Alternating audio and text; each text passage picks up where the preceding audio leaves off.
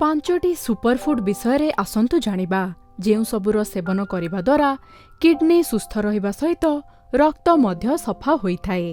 ବନ୍ଧାକୋବିରେ ପ୍ରଚୁର ପରିମାଣରେ ଫାଇଟୋକେମିକାଲ୍ସ ରହିଛି ଯାହାକି କିଡ୍ନି ହେଲ୍ଥକୁ ସୁସ୍ଥ ରଖିଥାଏ। ଏହା ଇନଫ୍ଲାମେସନକୁ କମାଇବା ସହିତ ବିଭିନ୍ନ ପ୍ରକାର ଜରୁରୀ ପୋଷକ ତତ୍ତ୍ୱକୁ ଶରୀରକୁ ଯୋଗାଇଥାଏ। ଏଥିରେ ଭାଇଟାମିନ୍ କେ ଏବଂ ଭାଇଟାମିନ୍ ସି ପ୍ରଚୁର ପରିମାଣରେ ରହିଛି।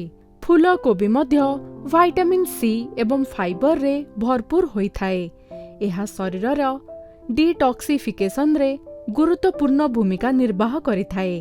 ଏଥିରେ ଆଣ୍ଟି ଇନଫ୍ଲାମେଟରି ଗୁଣ ମଧ୍ୟ ରହିଛି। ପ୍ରତିଦିନ ରସୁଣର ସେବନ କରିବା ଦ୍ୱାରା କିଡ୍ନି ସୁସ୍ଥ ରହିଥାଏ। ଏଥିରେ ଆଣ୍ଟିଅକ୍ସିଡାଣ୍ଟସ୍ ଗୁଣ ରହିଛି ଏବଂ ଆଣ୍ଟି ଇନଫ୍ଲାମେଟରି ଗୁଣରେ ମଧ୍ୟ ଏହା ଭରପୁର ହୋଇଥାଏ। ନାଲି କ୍ୟାପ୍ସିକମକୁ ଖାଦ୍ୟରେ ସାମିଲ କରନ୍ତୁ। ଏଥିରେ ଖୁବ୍ କମ୍ ପରିମାଣରେ ପୋଟାସିୟମ୍ ରହିଛି ଏବଂ ଭାଇଟାମିନ୍ ଏ, ଭାଇଟାମିନ୍ ସି ଏବଂ ଭାଇଟାମିନ୍ B6ରେ ଏହା ଭରପୁର ହୋଇଥାଏ। ପ୍ରତିଦିନ ନାଲି କ୍ୟାପ୍ସିକମର ସେବନ କରିବା ଦ୍ୱାରା କିଡ୍ନି ସୁସ୍ଥ ରହିଥାଏ।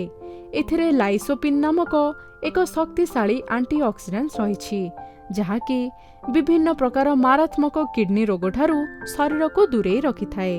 ପିଆଜରେ ଫ୍ଲାଭୋନଏଡ୍ସ ରହିଛି। ଏହା ସହିତ ଆଣ୍ଟି ଇନଫ୍ଲାମେଟରି ଗୁଣରେ ମଧ୍ୟ ଏହା ଭରପୁର ହୋଇଥାଏ।